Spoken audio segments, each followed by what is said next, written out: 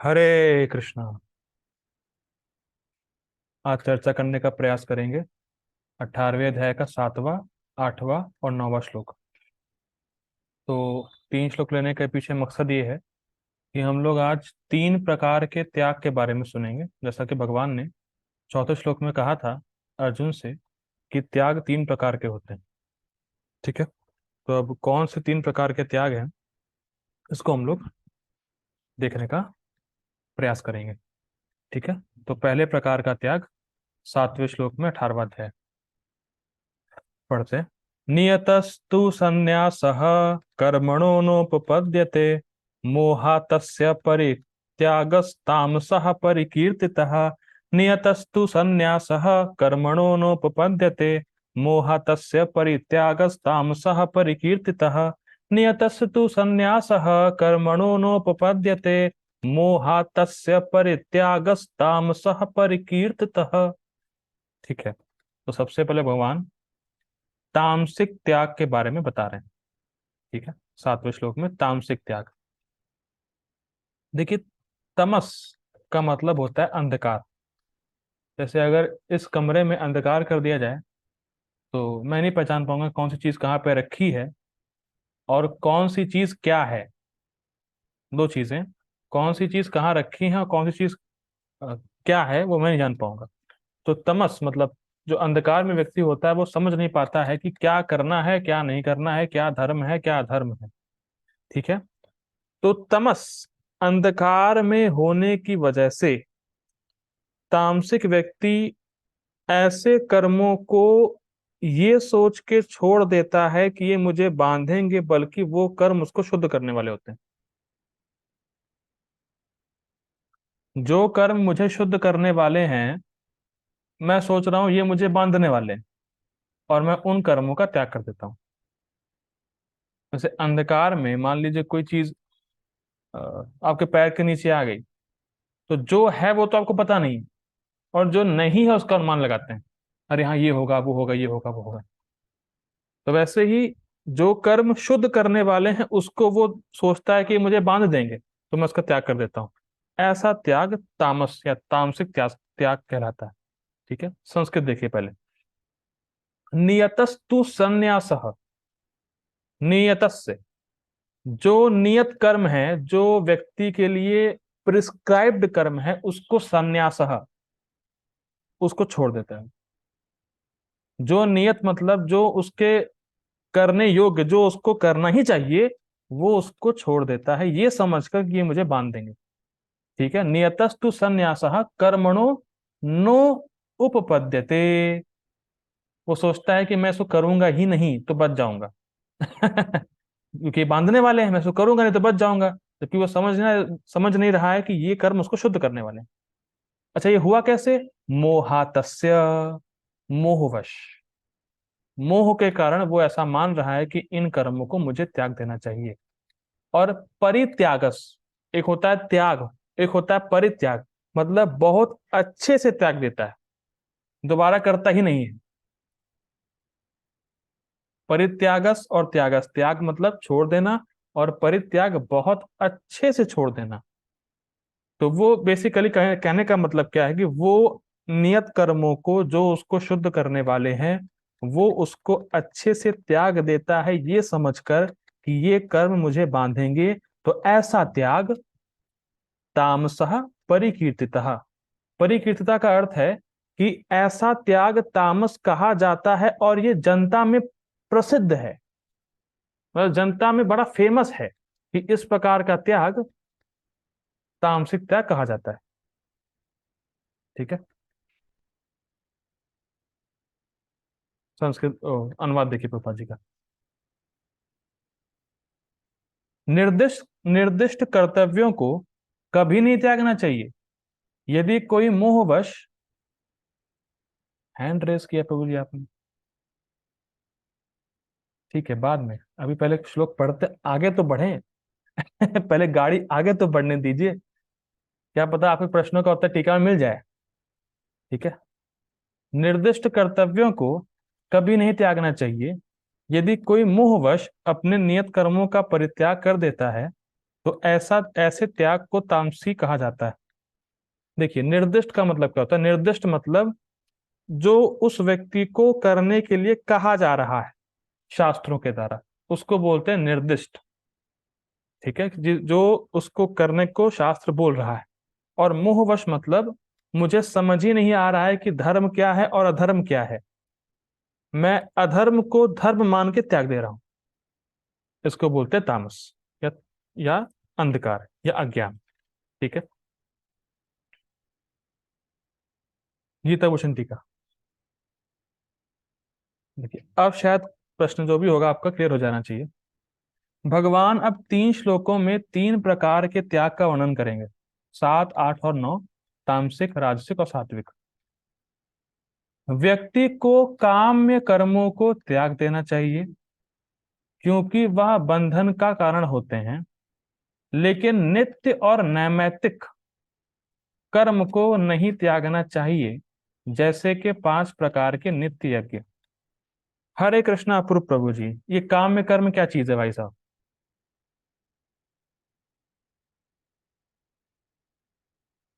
हरे कृष्ण प्रभु जी। हरे कृष्णा बाबू जी, बताइए काम्य कर्म क्या चीज है?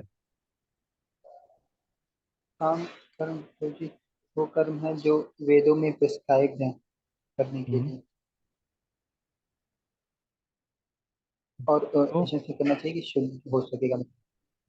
ये क्या कह रहे हैं, मुझे सुनाई नहीं दिया। वेदों में प्रिस्क्राइब्ड है और वेदों में प्रिस्क्राइब ड्यूटी जो बताई गई हैं उनको हम्म, कर्म काम कर्म होते हैं। ये कहाँ सुन लिया आपने? ये कहाँ से आप सुन के आ गए? कुतस्तवा कश्मलम इदम विषमे समुपस्थितम, ये कलमश आया कैसे? ये मैंने बताया नहीं बाबू जी, कहाँ से आ गए? ठीक है, कोई बात नहीं, मैं बता रहा हूँ। काम में कर्म क्या थे? अपने फल की या भौतिक इच्छाओं को पूरा करने के लिए जो वैदिक में यज्ञ वगैरह है, उसको करना काम में कर्म कहलाता है। अपनी भौतिक इच्छा को पूरी करने के लिए काम में, जैसे पुत्र चाहिए तो उसके लिए यज्ञ करना, धन चाहिए तो यज्ञ करना, जो कि वेदों में प्रिस्क्राइब्ड है, उसको काम में कर्म बोलते हैं। फल की इच्छा से यज्ञ वगैरह करना, इसको काम में कर्म बोलते हैं। फल की इच्छा से, मेरी पुत्र प्राप्ति की इच्छा है तो पुत्र प्राप्ति के लिए जो यज्ञ बताया गया है शास्त्रों में, मैं वो करूंगा। स्वर्ग जाने के लिए जो बताया गया है उसको मैं करूंगा। एक पर्टिकुलर इच्छा के लिए जो वेदों में प्रिस्क्राइब्ड कर्म कांड कह सकते हैं, यज्ञ कह सकते हैं, उसको करना काम कर्म कहलाता है। तो भगवान यहाँ बोल रहे हैं कि काम कर्मों को छोड़ देना चाहिए। क्यों? क्योंकि वो जगत में बांधने का कारण है। वो जगत में आपको बांध देगा कि आपको भोग करने की इच्छा है, आप करेंगे तो भोग की इच्छा पूरी हो जाएगी, फिर आप भोग करेंगे, फिर इच्छा बढ़ेगी, फिर आप करेंगे, फिर भोग करेंगे, फिर इच्छा बढ़ेगी, तो ऐसे बांध देगा। तो काम में कर्मों को तो त्याग देना चाहिए क्योंकि वो बंधन का कारण है, लेकिन नित्य और नैमित्तिक कर्म को नहीं त्यागना चाहिए। नित्य कर्म क्या होते हैं? देखिए, नित्य मतलब वैदिक सभ्यता में कुछ यज्ञ वगैरह बताए गए थे, उसको करने ही चाहिए क्योंकि उसको करने से व्यक्ति शुद्ध होता है। लेकिन कोई ये सोचे कि अरे यार, काम्य कर्म की तरह नित्य कर्म भी झमेला है, इसको छोड़ दो, ये तामसिक त्याग हो जाएगा।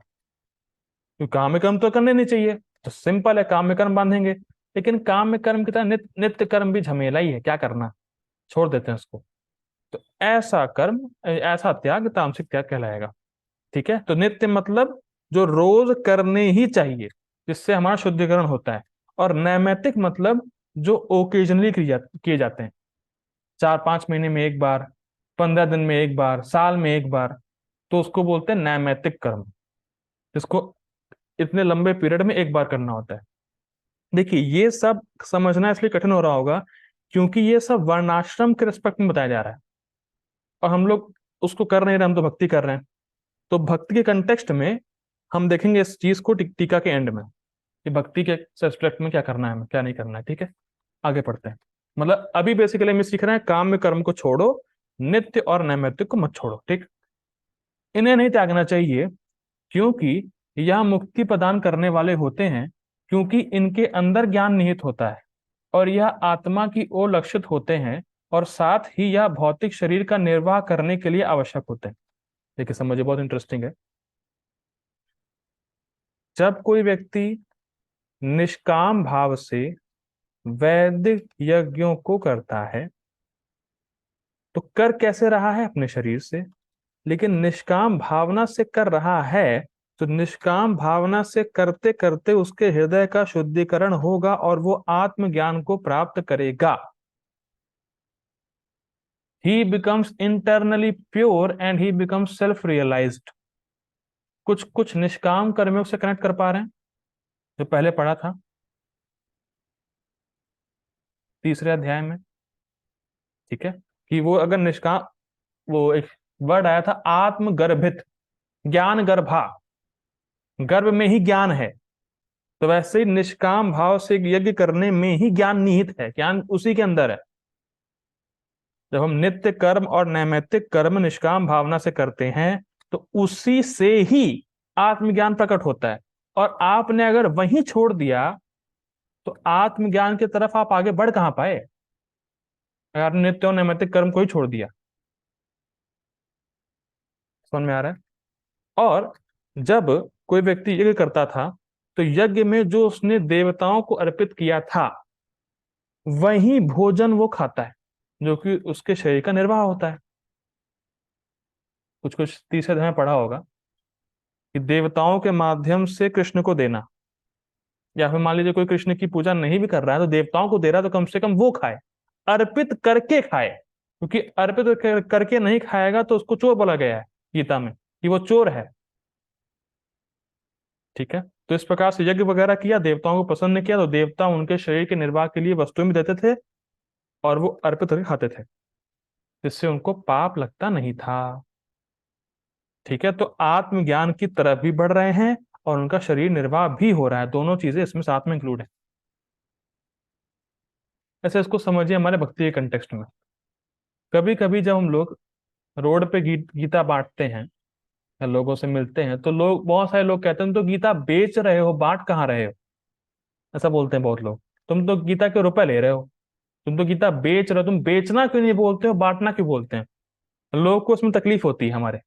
हम बोलते हैं हम बांट रहे हैं, नहीं तुम बेच रहे हो, तुम बोलो पहले बेच रहे हो, नहीं हम बांट रहे हैं, नहीं बेच रहे हो, बांट रहे हैं, बेच रहे हैं। यही लफड़ा चलता रहता है। बड़ा इंटरेस्टिंग है। लेकिन बेसिकली वो ऐसा क्यों सोचना, देखिए सिंपल है। ये कार्य सामान्य रूप से लग रहा है भौतिक, भाई हमने आपको कुछ दिया, बदले में रुपए लिए। जैसे कई बार लोग पैम्पलेट वगैरह बांटते हैं, कुछ बांटते हैं तो रुपए लेते हैं, कुछ चलता है, सब कुछ ये सब हो ही रहा है, भौतिक कार्य लग रहा है। गीता बांटना भौतिक कार्य लग रहा है, पर भौतिक कार्य है इसलिए नहीं क्योंकि ये कृष्ण को प्रसन्न करने के लिए किया जा रहा है। इससे भगवान प्रसन्न होते हैं तो ये भक्ति ही है, पर लोग समझते नहीं इसको। भक्ति ही करना है लेकिन लोग नहीं मानते, क्योंकि ये काम कृष्ण के लिए हो रहा है। उनको लगेगा ये कार्य भौतिक है, पर भौतिक है भी नहीं और इसका प्रभाव भी भौतिक नहीं है। दो बातें समझिए, गीता बांटना इज नॉट भौतिक कार्य, और उसका जो इफेक्ट हमारे पे पड़ेगा वो भौतिक होगा भी नहीं।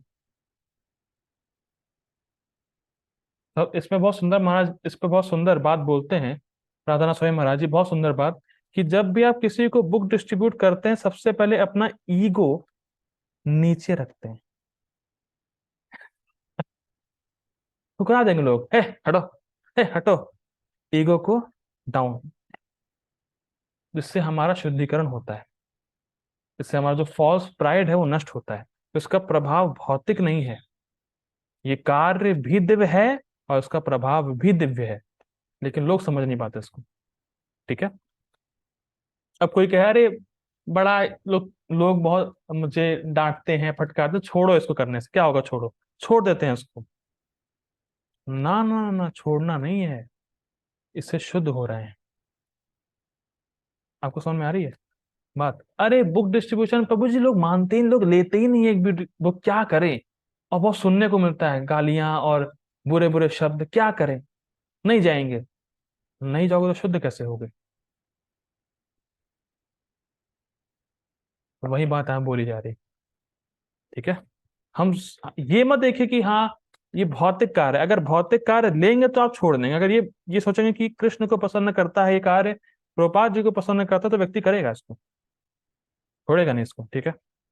आगे पढ़ते हैं। जो व्यक्ति देवताओं की पूजा भगवान की विभूतियों के रूप में कर रहा है, वह यज्ञ के उच्चिष्ट प्राप्त कर सकता है, ताकि शरीर का निर्वाह ज्ञान प्राप्ति के लिए हो सके। बिल्कुल सिंपल लिंक समझिए। ज्ञान की प्राप्ति कैसे होती है? निष्काम भाव से कर्म करने से। वो कब करेगा? जब शरीर में शक्ति होगी। शरीर में शक्ति कहाँ से आएगी? जब कुछ खाएगा। सिंपल। लिंक समझ में आ रहा है? ज्ञान प्राप्त कैसे होगा? निष्काम भाव से कर्म करने से। कर्म कैसे करेगा? शरीर से। शरीर में शक्ति कहाँ से आएगी? खाने से। तो इसलिए यज्ञ के उच्चिष्ट को खाना चाहिए। जैसे मान लीजिए कोई प्रचार भी कर रहा है, बुक डिस्ट्रीब्यूशन भी कर रहा है, कहीं सेवा कर रहा है, तो कैसे कर पा रहा है?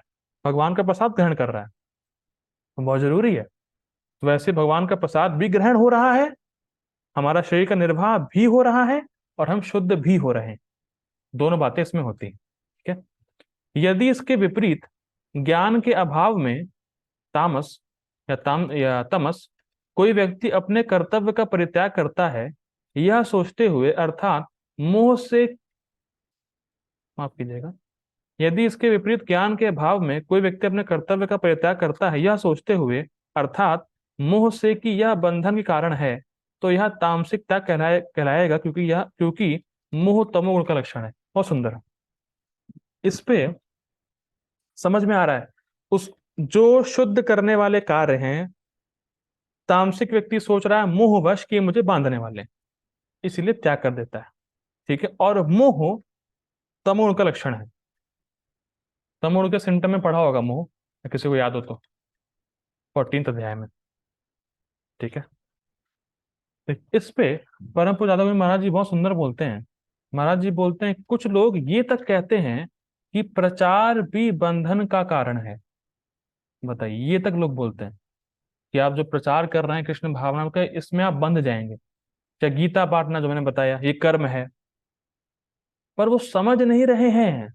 This is the highest service you can ever done.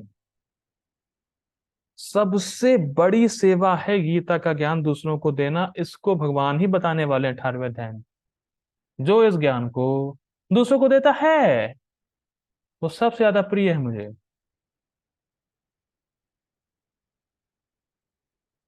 भगवान बताएंगे इसको। तो बंधन का कारण, या इसमें बंध जाओगे, ये भौतिक कर्म है, कैसे कोई बोल सकता है? देखिए, ध्यान दीजिएगा,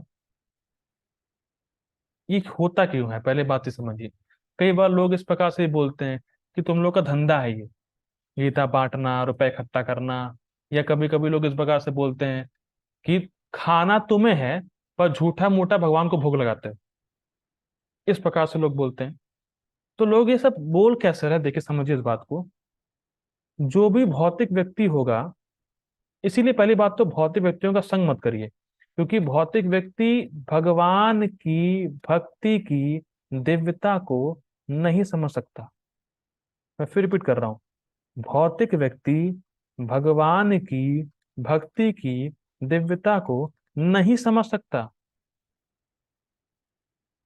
और भक्ति की दिव्यता को छोड़िए, वो भक्तों की दिव्यता को भी नहीं समझ सकता, और फिर वो अपराध करता है, और अपराध की वजह से भगवान से और दूर होता है। इसीलिए कई भौतिक व्यक्तियों का संग नहीं करना चाहिए, क्योंकि आप उसको भक्ति के बारे में बताएंगे तो समझ नहीं पाएगा, भक्तों के बारे में बताएंगे समझ नहीं पाएगा, अपराध करेगा। अपराध करेगा तो उससे आपको भी नुकसान होगा, क्योंकि आपकी वजह से अपराध हुआ है उससे, और वो भी दूर जाएगा, और आपको भी उसका थोड़ा खामियाजा भुगतना पड़ेगा। इसीलिए don't associate with materialistic person, ठीक है। बहुत सुंदर बात है, कभी नहीं करना चाहिए। अब देखिए, हो सकता है किसी को ये प्रश्न हो, नित्य कर्म और नैमित्तिक कर्म क्या होते हैं? देखिए, बहुत सुंदर है। नित्य कर्म और नैमित्तिक कर्म क्या होते हैं? यह 5 महायज्ञ होते हैं। देखिए, इसमें वर्णाश्रम में कंटेक्स्ट में लिखा हुआ है, लेकिन हम समझेंगे इसको भक्ति के एस्पेक्ट में, क्योंकि हम भक्ति करते हैं। यह 5 महायज्ञ होते हैं। पहला देखिए क्या होता है। ब्रह्म यज्ञ, जो वेदों के उच्चारण के द्वारा होता है। हमारे लिए क्या है? गीता श्रवण भागवतम का उच्चारण, और गीता श्रवण भागवतम का श्रवण और कीर्तन, ये हमारा यज्ञ है। फर्स्ट, प्लीज नोट डाउन, क्योंकि ये आपको कभी नहीं छोड़ना है। तो समझना होगा कि हमें है करना क्या है हमें, क्योंकि भगवान बोले थे यज्ञ दान तपः कर्मा ना त्याज्यम, यज्ञ दान तपस्या को कभी त्यागना नहीं है। और यहाँ भगवान फिर बोल रहे हैं कि नित्य कर्म और नैमित्तिक कर्म को कभी नहीं त्यागना है। तो समझे तो पहले कि है क्या ये नित्य और नैमित्तिक कर्म हमारे कंटेक्स्ट में। तो पहला क्या है, गीता श्रीमद् भागवतम का उच्चारण और उसका श्रवण। दूसरा, देव यज्ञ जो उनके अर्चन के द्वारा होता है, मतलब भगवान कृष्ण की डीटी सेवा कह सकते हैं, भगवान कृष्ण की उपासना, ये हमारा दूसरा यज्ञ है। पितृ यज्ञ जो कि तर्पण के द्वारा होता है। देखिए हमारे पितृ तो पता नहीं क्या है, लेकिन शिला प्रभुपाद जी हमारे पितृ हैं वही हमारे सब कुछ है। तो उनकी शिला प्रभुपाद जी की पूजा करना, ये हमारा तीसरा है। ठीक है। और अतिथि को भोजन देना और जानवरों को भोजन देना, मतलब प्रसाद डिस्ट्रीब्यूशन। तो ये हमारे नित्य और नैमित्तिक कर्म हैं, इनको हमें डेली करना है और ये डेली हो ही रहा है। गीता का श्रवण आप कर ही रहे हैं, गीता उच्चारण कर ही लेते हैं, गीता बोल ही लेते हैं, भगवान कृष्ण की उपासना आप कर ही रहे हैं। कैसे कर रहे हैं? प्रभु जी हम तो अगरबत्ती दिखाते नहीं कृष्ण को, हम तो कृष्ण को अगरबत्ती दिखाते नहीं है, तो कैसे पूजा कर रहे हैं? बहुत सुंदर, बहुत ही सुंदर। शास्त्र में एक श्लोक आता है, वांग मात्रेण पूजितम नातु बाह्य पूजादि अपेक्षिकम। मैं फिर रिपीट करता हूं, वांग मात्रेण पूजितम नातु बाह्य पूजादि अपेक्षिकम। वांग मात्रेण, कृष्ण की उपासना केवल जीभ चलाने से हो जाती है। हरे कृष्णा कृष्ण कृष्ण हरे हरे, हरे राम राम राम हरे हरे। ना तो बाह्य पूजा दी अपेक्षिकम, अगरबत्ती दिखाना, घंटी बजाना इसकी अपेक्षा ही नहीं है। तो हम कृष्ण की उपासना भी कर रहे हैं रोज सुबह नाम जप करके। मैं ऐसा नहीं कह रहा हूं वो मत करिए, ठीक है, अगर नहीं कर रहे हैं या नहीं कर पा रहे हैं तो भी दिक्कत नहीं, कृष्ण की उपासना नाम लेने से हो जाती। ठीक है। और प्रभुपाद जी की पूजा हम लोग करते हैं, गुरु पूजा होती है, तो प्रसाद खाते ही हैं और बांटते भी हैं। तो ये हमारे नित्य कर्म हो गए। ठीक।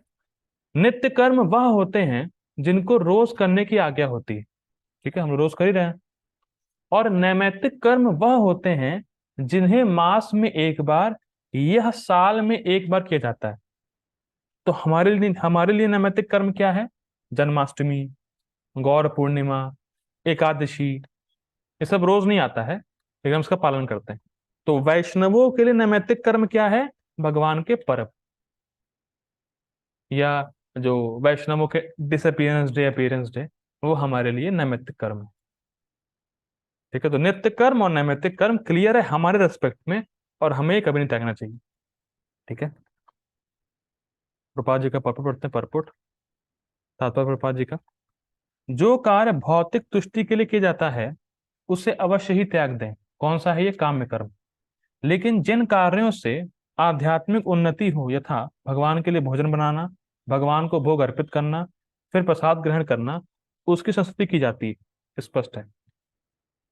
अब थोड़ा प्रभुपाद जी बहुत सुंदर बात लिख रहे हैं, बहुत ही सुंदर, और ये प्रभुपाद जी अपने लिए ही लिख रहे हैं। देखिए, कहा जाता है कि सन्यासी को अपने लिए भोजन नहीं बनाना चाहिए, लेकिन अपने लिए भोजन पकाना भले ही वर्जित हो, परमेश्वर के लिए भोजन पकाना वर्जित नहीं है।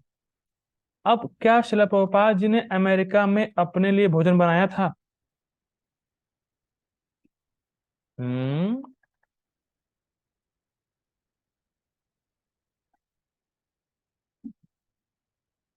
कह रहा नहीं बनाया था।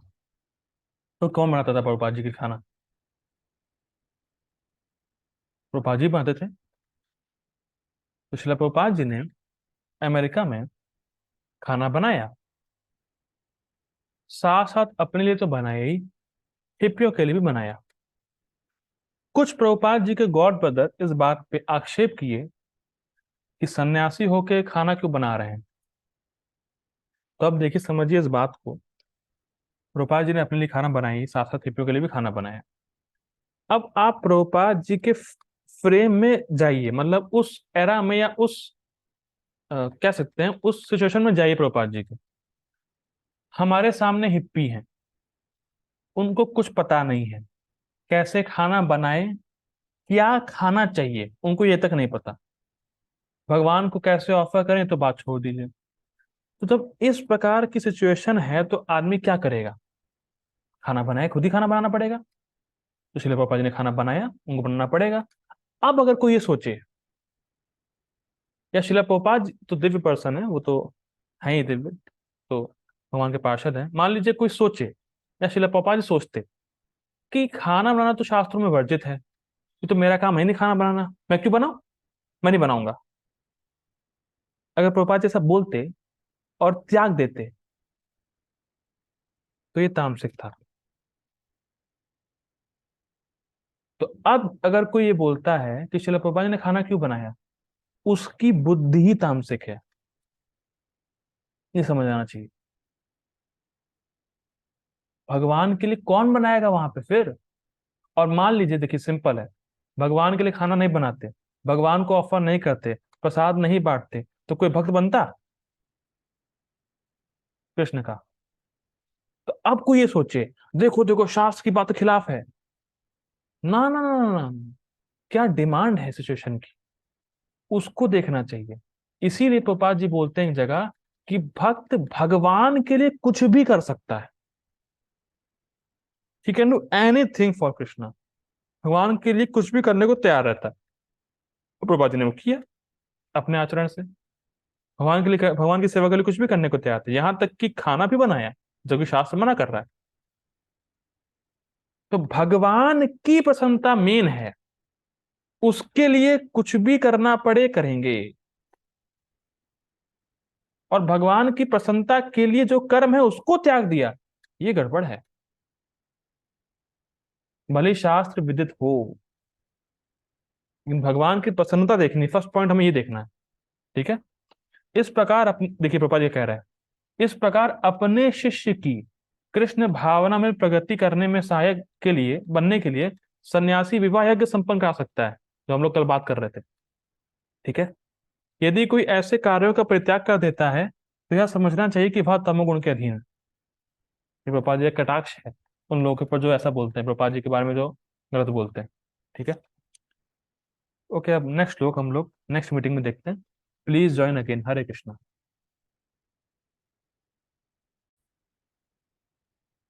हरे कृष्णा। तो हम लोग भगवत गीता के 18वें अध्याय के 8वें श्लोक को देख रहे हैं। ये राजसिक त्याग के बारे में बताएगा। दुख मित्वेव यत कर्म काय क्लेश भया त्यजेत स कृत्वा राजसं त्यागम नैव त्याग फलम लभेत। दुख मित्वेव यत कर्म काय क्लेश भया त्यजेत स कृत्वा राजसं त्यागम नैव त्याग फलम लभेत। दुःखमित्येव यत्कर्म कायक्लेश भयात् त्यजेत् सा कृत्वा राजसं त्यागं नैव त्याग फलम लभेत। संस्कृत देखिए। दुखम इति एव यत्कर्म, अरे भैया इसको करने में बहुत कष्ट है, बहुत दुख है। दुखम इति एव निश्चित यत कर्म, अरे भैया इसको करने में निश्चित ही बहुत दुख है। अच्छा क्या हो गया भाई साहब, क्या दुख है? देखिए, काया क्लेश भया त्यजेत। काया मतलब शरीर, और क्लेश मतलब दुख या कष्ट, क्लेश मतलब कष्ट। तो काया के क्लेश के भय से त्याग देता है वो, मतलब शरीर में कष्ट हो जाएगा इसलिए नहीं करता। दुखम मित्येव यत कर्म काया क्लेश भया त्यजेत। पहले तो बहुत दुख है भाई साहब इसको करने में, और दूसरा अरे करेंगे तो शरीर में कष्ट हो जाएगा, तो छोड़ो, नहीं करते। सकृत्वा राजसम त्यागम, ऐसा त्याग राजसिक कहलाता है। अच्छा ठीक है, कुछ तो मिलेगा, भैया हमने त्याग किया है तो कुछ तो मिलेगा। ना एव, नहीं ही त्याग फलम लभेत, ऐसे व्यक्ति को त्याग का कोई फल प्राप्त नहीं होता। ठीक है, बहुत ही सुंदर है। क्या है, मैं फिर रिपीट कर रहा हूं। दुखमित्येव यत् कर्म, नियत कर्म को करने में, नैमित्तिक कर्म को करने में बहुत दुख है। बहुत ही दुख है भाई साहब, बहुत दुख है। अच्छा क्या दुख है भाई साहब? काया क्लेश भया त्यजेत, शरीर में कष्ट होने का भय है, इसीलिए छोड़ दिया है। ऐसा त्याग राजसी है, और ना एव त्याग फलम लभेत, ऐसे व्यक्ति को त्याग का कोई फल प्राप्त नहीं होता। जैसे उदाहरण देखिए, अरे प्रभु जी एकादशी में अन्न नहीं खाएंगे तो फिर तो मर ही जाएंगे ना। एकादशी में अन्न नहीं खाएंगे तो कमजोरी तो आ ही जाएगी ना। ऑफिस जाना है, पढ़ाई करनी है, ये करना है, वो करना है, अन्न नहीं खाया तो कैसे काम चलेगा? अब बताइए, क्या एक दिन अन्न नहीं खाने से कोई मर जाएगा? कमजोरी कुछ आ जाएगी? कोई कमजोरी नहीं आती है, सब बहाने हैं केवल। तो यही बोला जा रहा है कि शरीर को कष्ट होने का भय, अन्न नहीं खाएंगे ना तो गैस हो जाएगी पेट में, पेट में गैस हो जाएगी, बहुत दिन चलेगी, दिक्कत हो जाएगी, ये हो जाएगी, वो हो जाएगी, एकादशी छोड़ देते हैं। ये है राजसिक त्याग। एकादशी के दिन अन्न नहीं खाएंगे तो उससे कई बेनिफिट्स हैं, साइंटिफिक रूप से भी बेनिफिट है, मेडिसिनल बेनिफिट्स भी है। तो लेकिन ये कह देना कि एकादशी नहीं कर पाएंगे, अन्न खाना ही पड़ेगा, मेरी दिक्कत हो जाएगी, शरीर में ये हो जाए, कमजोरी आ जाएगी, मैं गिर जाऊंगा, बेहोश हो जाऊंगा, ये सब बहाने। तो इस चीज से कोई एकादशी का व्रत छोड़ दे, इसको कहेंगे राजसिक त्याग। या कोई कहे मेरे पेट में बहुत दर्द है, जप नहीं कर पाएंगे। या नाक का, ये जो नाक है ना उसके अंदर एक बाल टूट गया है, उस बाल टूटने की वजह से कुछ हो गया है तो जप नहीं कर पाएंगे, सुबह उठ नहीं पाएंगे, ये बहाने। भाई साहब हर दिन कुछ ना कुछ लगा रहेगा। अगर आप इसी चक्कर में रहेंगे तो भक्ति कैसे करेंगे? भक्ति कब होगी? अरे मैं सो रहा था ना, वो एक मेरे सिर से एक बाल टूट गया, दर्द हो रहा है, दर्द हो रहा है, दर्द हो रहा है, उठ नहीं पाएंगे, उठ नहीं पाएंगे। अरे भैया बहुत गर्मी थी रात में बहुत ज्यादा गर्मी रही, सुबह 4 बजे लाइट आई, ठंडा हुआ, अब हम सो रहे हैं, नहीं उठ पाएंगे। ये मैं अपने लिए ही बोल रहा हूँ। मैं भी इतना परफेक्ट नहीं हुआ। जब ऐसे जब करते हैं ऐसे उंगली, तो तीन अपनी तरफ रहती है। जब मैं दोष दिखा रहा हूं तो मैं भी बहुत पतित हूँ, मैं भी ऐसे परफेक्ट नहीं हूँ कि मैं हर दिन उठ जाता हूँ, मेरे अंदर भी दोष दोष हैं। तो ये बात बोलने से अपने को रिमाइंड करा रहा हूँ मैं। बहुत गर्मी है भाई, कौन जगेगा? सुबह 4 बजे तो ठंडक होता है माहौल, मौसम, कौन उठेगा? छोड़ते नहीं उठते हैं। ये सब राजसिक त्याग है। ठीक है, ये सब राजसिक त्याग है।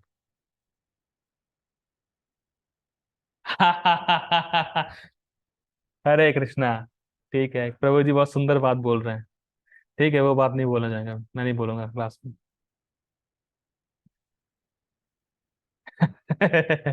हरे कृष्णा। ठीक है। अनुवाद देखिए, जो व्यक्ति नियत कर्मों को कष्टप्रद समझकर, अरे बहुत दुख है, या शारीरिक क्लेश के भय से त्याग देता है, उसके लिए कहा जाता है कि उसने यह त्याग रजोगुण में किया है। ध्यान दीजिएगा, ऐसा करने से कभी त्याग का उच्च फल प्राप्त नहीं होता। और त्याग का फल क्या था? दिव्य ज्ञान।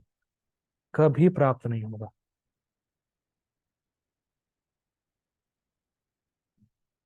एक बहुत ही सुंदर बात प्रभुपाद जी ने परपोर्ट में लिखते हैं, realization is more important than parrot like chanting. केवल बस रटते रटते रटते रटते और रियलाइजेशन कुछ नहीं, तो ज्यादा हेल्पफुल नहीं है। वी वॉन्ट रियलाइजेशंस, और वो आएगी जब आप अच्छे से सुबह नाम जप करेंगे, तभी रियलाइजेशन आती है। और उसके लिए सुबह उठना पड़ता है। Realization is more important than parrot like chanting. और रियलाइजेशन जब होगा ना भाई साहब, इतना असीमित सुख मिलेगा, आप कल्पना नहीं कर सकते। अभी उसकी हम धारणा नहीं कर पा रहे, इसलिए इंपॉर्टेंस नहीं दे रहे हैं। आपको नाम जब सारा रस दे सकता है, सारा सुख दे सकता है। एक जगह कोई तो, मैं बुक पढ़ रहा था या किसी भक्त ने शेयर किया था, यहाँ तक कि नाम जब यहाँ का निकृष्ट जो स्त्री पुरुष का संग है उसका सुख भी दे सकता है। नाम जब हर सुख दे सकता है, हर सुख जो उसकी आप कल्पना कर सकते हैं, जिसका कल्पना नहीं कर सकते, सब दे सकता है। पर अच्छे से करना पड़ेगा, ये कंडीशन। और सुबह सुबह करना पड़ेगा, क्योंकि सुबह ही अच्छा हो पाता है। यह सबका अनुभव होगा, सुबह सुबह ही अच्छा हो पाता है। वरना रजोगुण बढ़ गया तो ये करना है, वो करना है, वैसा है वैसा है, उसने वो बोला, तो सब चलता रहता है। ठीक है। गीता भूषण टीका देखिए। यह जानते हुए कि नियत कर्म अगर किसी भौतिक इच्छा से नहीं किए जाती तो मुक्ति कारण होते हैं, फिर भी अगर जो मोक्ष आकांक्षी है वह इन क्रियाओं को त्याग देता है शारीरिक कष्ट की वजह से, जैसे यज्ञ के लिए सामग्री लाने में प्राप्त होने वाला कष्ट, या फिर सुबह उठ करके स्नान करने वाला कष्ट, तो उसका त्याग रजोगुण में है। क्योंकि वह जो दुख या असंतुष्टि का अनुभव कर रहा है वह रजोगुण का गुण है। बहुत ही सुंदर, बहुत सुंदर। मजा आने वाला है, देखिएगा, मजा आ जाएगा। ऑफेंसलेस चैंटिंग, यस। देखिए, व्यक्ति जान रहा है कि अगर मैं निष्काम भावना से यज्ञ करूंगा तो मुक्त हो जाऊंगा। हमारे कंटेक्स्ट में हम जान रहे हैं, 16 माला का जप करेंगे, गीता श्रवण करेंगे, प्रसाद खाएंगे तो मुक्त हो जाएंगे। पर करे कौन उसको? अरे एक दिन गीता क्लास छोड़ दी तो क्या फर्क पड़ रहा है? करे कौन उसको? ये बात होती। करे कौन? जान रहे हैं, जानते हैं, गीता क्लास में रोजाना चाहिए, गीता क्लास सुननी चाहिए, चेतना का परिवर्तन होता है, 16 माला का जप करना चाहिए, प्रसाद खाना चाहिए, पर करे कौन? कौन उठे सुबह? कौन उठे? आज थोड़ी थकावट है, या घर में लोग प्याज ही बनाते तो क्या करा जाए, मजबूरी है ना, क्या कर सकते हैं, कैसे बोले उनसे कि प्याज मत बनाओ, क्या करें? ये हाल है। क्या आप जान नहीं रहे कि प्याज खाने से, प्याज खाना अच्छा नहीं है? मगर मजबूरी है ना प्रभु जी, घर में लोग मानते नहीं हैं। जैसे एक भक्त मुझसे बता रहे थे कि घर में बहुत झगड़ा होता है एकादशी के दिन, तो क्या अन्न बना दें, मतलब हम फास्ट रह लें और लोग को बना के दे देते हैं। तो भैया ये ऐसा है कि आप बहुत दिनों से गो मांस नहीं खाए हैं, गो मांस खा लो, क्या जा रहा है, गो मांस खा लेते हैं। बहुत 15 दिन हो गए गो मांस नहीं खाए हुए, खा लेते हैं एक बार। एकादशी के दिन अन्न खाना गो मांस खाने के बराबर है भाई साहब। गाय का मांस, इतना पाप लगता है। हाँ तो क्या फर्क पड़ रहा है प्रभु जी? वो भक्त थोड़ी ना है, देते उनको। देने वाले को भी उतना ही पाप का भागीदारी होना पड़ेगा। इसीलिए कभी भी एकादशी के दिन अन्न ना किसी को खाने को प्रोत्साहित करें, ना बना के दें। जिसको बनाना है वो खुद बना के खा ले, वो अलग चीज है। आप ना प्रोत्साहित करें और ना किसी को बना के दें, वरना आपको भी गो मांस का पाप लगेगा। प्रकृति का नियम बड़ा कठोर है, वो नहीं देखेगी ये तो भक्त है, सबको लगेगा। ठीक है। बहुत ही सुंदर श्लोक है। बहानेबाजी चलती रहती, बहानेबाजी, ये नहीं मान रहा है, वो नहीं मान रहा है, ऐसा हो गया वैसा हो गया। अगर करना है तो कर सकते हैं। थोड़ा देखिए, एकादशी के दिन कोई अन्न नहीं खाएगा तो एक दिन क्लेश होगा, सिंपल है ना, हो जाने दो। गो मांस के पाप से तो बच जाएंगे। और कुछ देर झगड़ा चलेगा, सिर्फ सिंपल है। 2-3 घंटे झगड़ा वगड़ा हुआ, फिर सब शांत हो जाता है। सबके घर में यही सीन है। थोड़ा बहुत झगड़ा होगा, चिल्लाएंगे, सुन लेंगे, तुम बोलोगे, वो बोलेगा, सिंपल है। फिर उसके बाद शांत। लेकिन अगर गो मांस खिला दिया, अगर आपने अन्न खिला दिया, तो कितना बड़ा पाप लग जाएगा आपके सिर पे भी और उसके सिर पे भी। तो कुछ देर के सुख के लिए इतना बड़ा दुख क्यों लेना, ये हमें समझना है। और रजोगुण का प्रभाव ही यही है कि स्टार्टिंग में जो सुख है उसको ले लो, और बाद में दुख ही दुख, दुख ही दुख, दुख ही दुख, या असंतुष्टि। ये गुण ही है रजोगुण का। तो इसीलिए जहां तक हो सके प्यार लहसुन को छोड़ने का प्रयास करिए।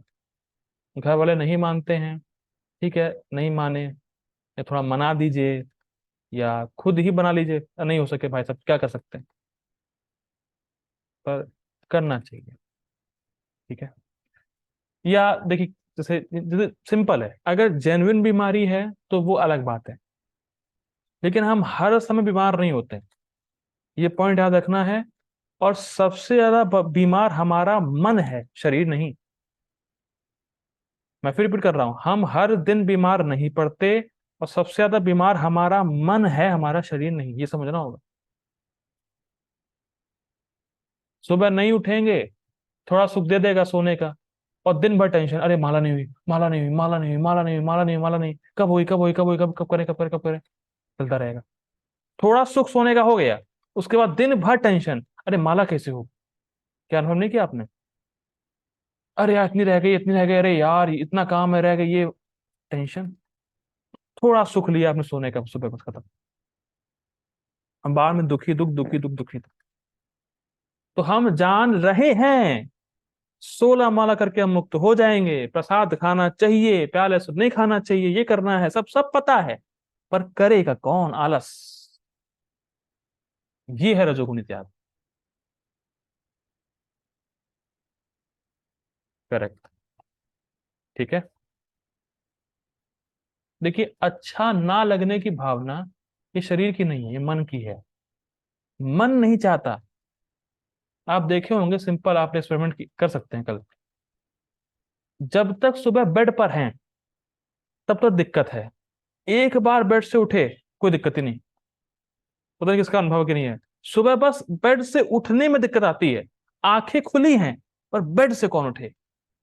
एक बार बेड से उठ गए, अरे हाँ सब फिट, कोई दिक्कत ही नहीं है। वो मन फंसा के रखता है हमें वहीं पर। मन को अच्छा नहीं लगता कि तुम खड़े हो, मन नहीं मानता है, बस शरीर को कष्ट नहीं है, शरीर तो उठ ही जाएगा। मन मन मन, हमारा मन बहुत बीमार है। ठीक है। तो देखिए अब, तामसिक त्याग और रासिक त्याग में अलग क्या है, फर्क क्या है, देखिए बहुत सुंदर। तामसिक त्याग में व्यक्ति ये नहीं जान रहा है कि इस कर्म से मैं शुद्ध होऊंगा, बल्कि उल्टा समझ रहा है कि इससे मैं बंध जाऊंगा।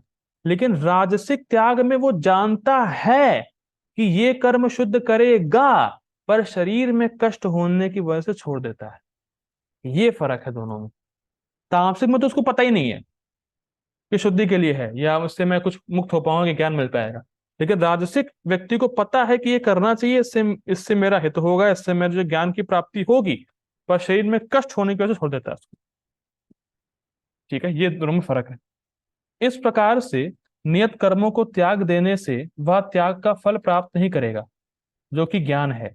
और वह ज्ञान प्राप्त होता उन कर्मों को कर्तव्य बुद्धि से करने से। बहुत सुंदर है। आप अगर नियत कर्म को छोड़ देंगे तो उसका जो त्याग है, जो फल है, वो है ज्ञान, वो आपको मिलेगा नहीं। और अगर आप ज्ञान प्राप्त करना है तो उन कर्मों को करना पड़ेगा कर्तव्य बुद्धि से। मुझे चाहे कैसा ही लग रहा हो आज, जब में बिल्कुल मन ना लगे, लाखों विचार आए, पर मुझे करना ही है। कर्तव्य means I have to do it. मुझे क्या फील हो रहा है, इट डज नॉट मैटर। देखिए सिंपल है, हम शरीर हैं कि आत्मा? हम आत्मा हैं। ठीक है। लेकिन इसका अनुभव है हमें? नहीं है। क्यों नहीं है? कि हम अज्ञान में हैं। तो अब जब हम भक्ति ही नहीं करेंगे, जप ही नहीं करेंगे, तो कैसे ज्ञान प्राप्त होगा कि हम आत्मा है? कैसे अनुभव करेंगे इसका हम? अब कोई इसी में आलस करे कि भक्ति बोरिंग है, कष्ट है, हैबिट चेंज करनी पड़ेंगी, सब छोड़ना पड़ेगा, फिर क्या कहा जाए उसके बारे में? क्या कर सकते हैं फिर?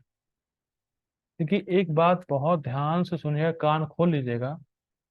जो तपस्या हम रोज करते हैं उसका हमें अभ्यास हो जाता है, फिर हम उसको आसानी से कर लेते हैं। मैं बहुत धीरे बोलूंगा। जो तपस्या हम डेली अभ्यास में कर लाते हैं या करते हैं, फिर वो बहुत आसानी से होने लगती हैं। जो तपस्या हम डेली अभ्यास में लाते हैं, फिर वो बहुत आसानी से होने लगती हैं। 16 माला का जब प्रभु जी होता नहीं है मुझसे। एक माला, दो माला, 16 माला करने लगे, फिर करना आसान हो जाता है। फील किया होगा। सेम व्यक्ति, प्रभु जी 8 माला भी नहीं हो पाती है, अब 16 माला कर रहे हो, बट आसानी से कर रहे हो, क्योंकि डेली अभ्यास बनता जा रहा है। बहुत काम को सुन, जो तपस्या आप डेली करेंगे वो तपस्या हल्की हो जाएगी आपके लिए। ये सूत्र है, कोई भी तपस्या करिए आप, चाहे वो भौतिक तपस्या करिए आप। जैसे आज एक व्यक्ति मुझे बता रहे थे कि जो वो होते हैं एथलीट्स, जो दौड़ते हैं मैराथन, तो वो करते क्या है, बहुत सुंदर बात बता रहे थे। वो कह रहे थे कि जो दौड़ते हैं मैराथन वो करते क्या है कि कहीं भी जाएंगे तो वो 5 किलो या 10 किलो का जो एक वेट टांगे रहते हैं शोल्डर पे अपने, और तब चलते हैं।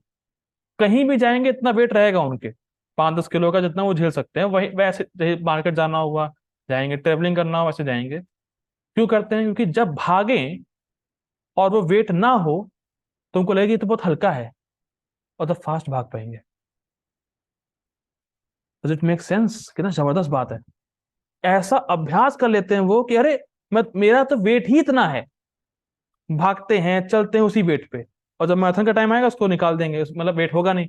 अरे तो मेरी बॉडी है ही नहीं, ऐसा फील होता है मेरी बॉडी है ही नहीं, भागो। ये अभ्यास का फर्क है। ये त्याग, तपस्या, कितनी तपस्या है भाई साहब। आप 5 किलो का लेके टहल ही रोज, टहल नहीं पाएंगे, चल नहीं पाएंगे। तपस्या कर रहे हैं, और तपस्या रोज करने से अब वो तपस्या हैबिट में आ गई, वो इजी हो गया उनके लिए। तो तपस्या जो करेंगे, चाहे भौतिक चाहे आध्यात्मिक, उसको करने की एक बार हैबिट बन गई तो बहुत इजी हो जाएगा। जैसे कुछ लोग नहाते नहीं थे भक्ति में आने से पहले, उसका कोई ना नहाता हो, लेकिन भक्ति में आ गए, रोज नहा रहे हैं, तो ऐसा विचार ही नहीं आएगा कि ना नहाए। विचार ही नहीं आता ऐसा। तो ये सब दिखता है कि प्रगति कर रहे हैं, और डेली करना बहुत जरूरी है। ठीक है, आगे पढ़ते हैं प्रभुपाद जी के तात्पर्य। ये क्या है? तात्पर्य: जो व्यक्ति कृष्ण भावना अमृत को प्राप्त होता है, उसे इस भय से अर्थोपार्जन बंद नहीं करना चाहिए कि वह सकाम कर्म कर रहा है। बहुत सुंदर है कि जो गृहस्थ आश्रम में है उनको धन कमाना ही चाहिए। ये नहीं कि अरे मैं धन कमा रहा हूँ जो सकाम कर्म है। नहीं नहीं नहीं, धन कमाना चाहिए जिससे कि भक्ति ठीक से हो सके। ठीक। यदि कोई कार्य करके कमाए धन को कृष्ण भावना में लगाता है, या यदि कोई प्रातःकाल जल्दी उठकर दिव्य कृष्ण भावना में को अग्रसर करता है, तो उसे चाहिए कि वह डर कर या सोच कर कि ऐसे कार्य काष्ट कष्टप्रद हैं, उन्हें त्यागे नहीं। स्पष्ट है। ऐसा त्याग राजसी होता है। राजसी कर्म का फल सदैव दुखद होता है। यदि कोई व्यक्ति इस भाव से कर्म त्याग करता है तो उसे त्याग का फल कभी नहीं मिल पाता, और त्याग का फल क्या है? दिव्य ज्ञान। ठीक है, स्पष्ट है। अब हमारा लास्ट श्लोक, सात्विक त्याग। ठीक है, इस पे हमें पहुंचना है। हमारा स्टैंडर्ड ये है, हमें यहाँ पहुंचना है। अभी हम लोग राजसिक त्याग पर है मोस्टली। ठीक है, सात्विक त्याग देखिए। कार्यमित्येव यत्कर्म नियतं क्रियते अर्जुन, संगम त्यक्त्वा फलं चैव सा त्यागः सात्विको मताः। कार्यमित्येव यत्कर्म नियतं नियतं क्रियते अर्जुन, संगम त्यक्त्वा फलं चैव सा त्यागः सात्विको मतः। कार्यमित्येव यत्कर्म नियतं क्रियते अर्जुन, संगम त्यक्त्वा फलं चैव सा त्यागः सात्विको मतः। ठीक है, देखिए। अब आप ऐसा देखिए, 8.8 में देखिए, दुखम मित्येव यत् कर्म, और यहाँ पे देखिए क्या लिखा है, कारम मित्येव यत् कर्म। देखिए बहुत, संस्कृत देखिए सिंपल, बहुत अच्छी है। राजसिक वाला ये सोच रहा है अरे तो बहुत दुख है, नहीं करना है।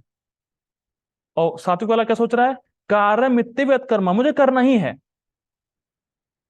फर्क देख रहे हैं? अरे भैया बहुत दुख है, करना ही नहीं है, और सात्विक में करना ही है। बहुत फर्क है। कार्यमित्यव्यत कर्म, मुझे करना ही है।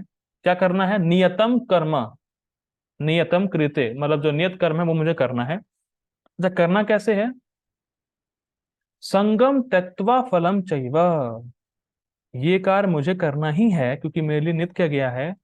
और संगम त्यक्त्वा फलम त्यक्त्वा, देखिए इसको ऐसा करिएगा, ये तीन आपको दिख रहा होगा, संगम त्यक्त्वा फलम, इसको बोलते हैं दीप, मुझे नया नहीं याद आ रहा है। जैसे देखिए समझिए, अगर आप एक दीपक अ, अपने जो किचन में रखें, किचन के जो किचन का जो जहाँ गेट होता है, कॉरिडोर, वहां रखेंगे, जो बाउंड्री होती है, बीच में रखा, तो किचन को भी लाइट देगा और बगल वाले कमरे को भी लाइट देगा। मतलब कैच कर पा रहे हैं, जहाँ गेट होता है वहां उसको रखेंगे दीपक को, तो अंदर भी लाइट जाएगी, बाहर भी लाइट आएगी। तो ऐसा करिए, त्यक्तवा को संगम और फलम दोनों के साथ जोड़ना पड़ेगा यहाँ पे। मतलब त्यक्तवा संगम, त्यक्तवा फलम, ऐसे करके है यहाँ पे संस्कृत में, ठीक है। तो संगम त्यक्तवा मतलब मैं करता हूं, इसको त्याग दे। त्यक्तवा फलम मतलब इससे जो भौतिक फल प्राप्त होते हैं उसको त्याग दे, ठीक है। हरे कृष्णा अपूर्व प्रभु जी, आपका वीडियो ऑफ है, पता नहीं आप बैकग्राउंड में है कि नहीं है। ओ हरे कृष्णा, हरी बोल। प्रभु जी, हरे कृष्ण महामंत्र से स्वर्ग मिल जाता है?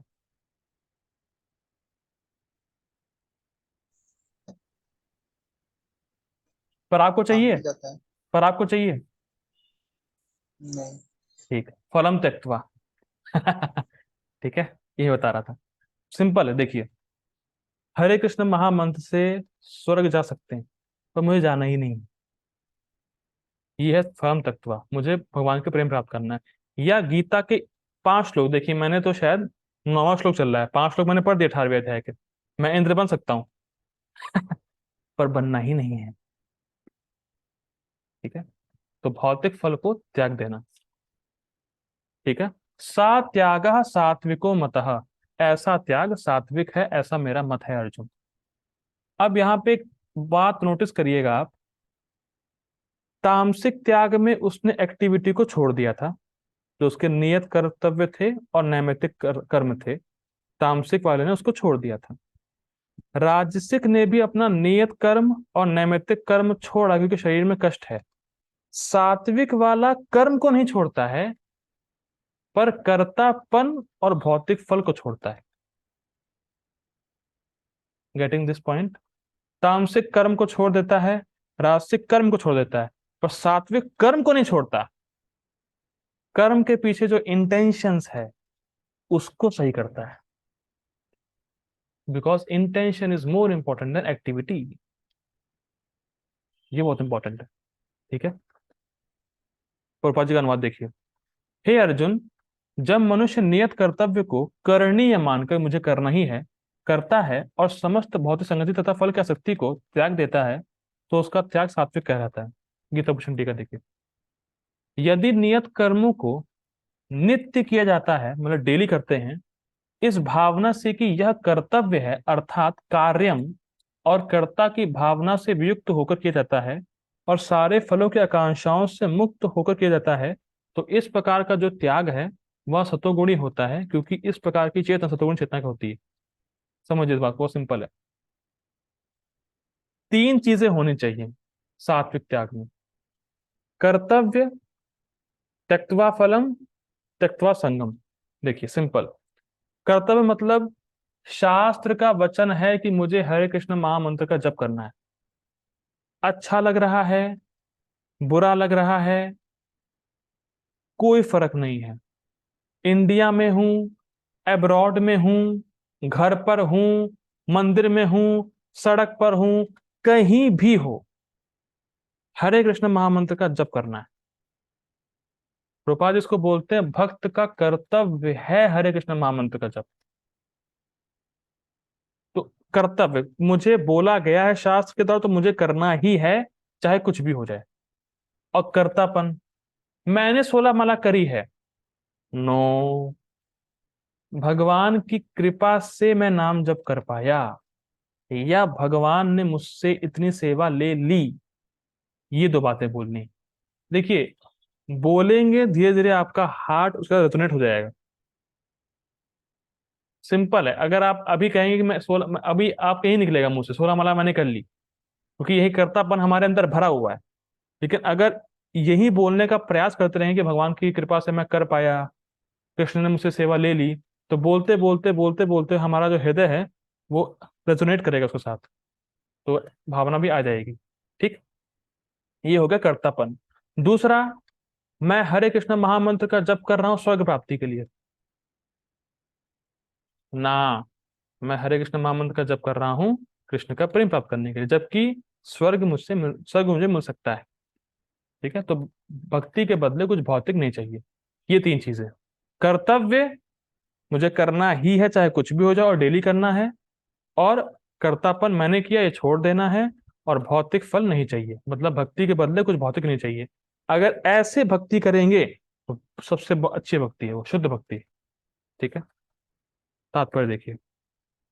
नियत कर्म इसी मनोभाव से किया जाना चाहिए। रूपा जी के स्टेटमेंट। कौन सी भावना? कर्तापन को त्याग देना और भौतिक फल को त्याग देना। मनुष्य को फल के प्रति अनासक्त होकर कर्म करना चाहिए। उसे कर्म के गुणों से विलग हो जाना चाहिए। ये बहुत इंटरेस्टिंग है, ये लाइन प्रभुपाद जी की। उसे कर्म के गुणों से विलग हो जाना चाहिए, क्या मतलब है इसका? जी प्रभु जी, कुछ प्रकाश डालें इस पे, क्या मतलब है उसे कर्म के गुणों से विलग हो जाना चाहिए? मतलब क्या है, मुझे तो समझ में नहीं आ रहा अभी क्या प्रभुपाद जी बोलना चाह रहे हैं।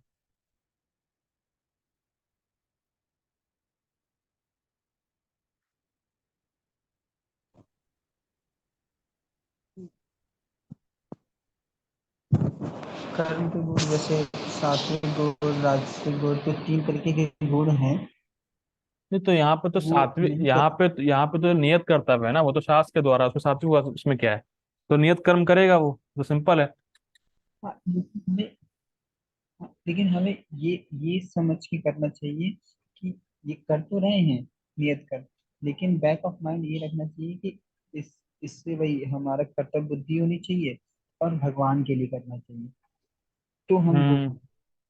चलिए गुणों से ठीक है। इस गुण है देने वाले फल बहुत बच जाए। ठीक है, ठीक है, ओके, ठीक है, आपने वेल ट्राइड। ठीक है, और किसी को कुछ बोलना है? बताए, अभी प्रकाश दे। प्रकाश दे तो फिर हम प्रकाश दें। डिटैच होकर कर्म करना। डिटैच होकर कर्म करना, ठीक है, ऐसे ही है, ज्यादा कुछ खास हुआ नहीं। देखिए, प्रोपाज एग्जाम्पल देना है इसी का, इसीलिए मैंने पूछा। जो व्यक्ति कृष्ण भावना में रहकर कारखाने में कार्य करता है, वह ना तो कारखाने के कार्यों से अपने को जोड़ता है, ना ही कारखाने के श्रमिकों से। वह तो मात्र कृष्ण के लिए कार्य करता है। जब वह इसका फल कृष्ण को अर्पण कर देता है, तो वह दिव्य स्तर पर कार्य करता है। बहुत सिंपल समझिए। अभी हमारी पहचान किससे है? मैं तो श्रेयांश हूँ, मैं इस घर का हूँ, मैं उस घर का हूँ, मेरे ये दोस्त हैं, तो मैं वैसे ही कार्य करूंगा। सिंपल है। पहचान झूठी है, तो इसीलिए सारे कार्य झूठे हैं। बहुत बहुत सिंपल। हो सकता है कोई व्यक्ति फैक्ट्री में काम कर रहा हो, पर वो अपनी पहचान फैक्ट्री से नहीं करता, और फैक्ट्री के वर्कर के रूप में नहीं करता। बहुत ही सुंदर है। मतलब मैं जॉब करने जा रहा हूं तो मैं ये नहीं मान रहा हूं मैं इस कंपनी का एम्प्लॉय हूं। मेरे ये सब जो कलीग्स हैं, वो ये नहीं मानता, उससे अपनी पहचान नहीं करता। इसका मतलब क्या है? इसका मतलब ये है कि उसकी कंपनी कभी भी भक्ति में बाधा हो ही नहीं सकती। क्यों? क्योंकि वो अपनी कंपनी से पहचान कैसे कर रहा है। कभी कभी लोग बोलते हैं मुझे कैसे बैलेंस करें। बैलेंस क्या करना है? तुम्हारी पहचान कृष्ण की होनी, कृष्ण से होनी चाहिए। आप कैच कर पा रहे हैं? अगर मैं मान रहा हूं कि मैं इस कंपनी का हूं, मैंने अपने बॉस के लिए काम करना है, तो फिर कृष्ण के लिए कैसे काम करेंगे? तो बॉस के लिए काम करना है। बहुत ही सुंदर है। जैसे मैं एग्जांपल देता हूं, मान लीजिए कोई पाकिस्तान का जासूस यहाँ पे आ जाए इंडिया में, वो रहेगा इंडियन की तरह, पर उसकी बैक ऑफ माइंड क्या है, मैं तो पाकिस्तान का हूँ, पाकिस्तान के लिए काम कर रहा हूँ, काम यहाँ कर रहा है पर है वहां। और बहुत सुंदर बोलते हैं महाराज जी, राधा स्वामी महाराज जी बहुत सुंदर बोलते हैं, you are where your mind is. आप वहां हैं जहां आपका दिमाग है, जहाँ मतलब आपका मन है। बहुत सुंदर। तो मैं अपनी पहचान ही नहीं कर रहा हूं, मैं तो बस इतना जानता हूं कि मैं जो कर रहा हूं कृष्ण के लिए कर रहा हूं। और जब कृष्ण के लिए कर रहा हूं और कृष्ण के लिए ही टाइम नहीं है, तो कृष्ण के लिए कैसे कर रहा हूं? समझ आ रहा है? जब मैं सोच रहा हूं मैं कृष्ण के लिए ही कर रहा हूं, फिर कई बार लोग बोलते हैं प्रभु जी मैं बस कृष्ण के लिए कर रहा हूं, ये नाम जप करते हैं, नहीं वो नहीं कर पाता, मंदिर आते हैं, नहीं वो नहीं कर पाता, गीता पढ़ते हैं, नहीं वो नहीं कर पाता है, तो कृष्ण के लिए कर क्या रहे हो तुम? ये शक होता है कभी कभी। तो आप कह रहे हैं मैं कृष्ण के लिए ही काम कर रहा हूं, तो कृष्ण को समय तो दो, कृष्ण की भक्ति भक्ति तो करो कृष्ण की। नहीं मैं पैसे कमाता हूँ, मैं जॉब कर रहा हूँ, मैं कृष्ण के लिए कर रहा हूँ, और कृष्ण के लिए समय पर समय नहीं है, तो कृष्ण के लिए क्या कर रहे हो तुम? कुछ नहीं कर रहे हो।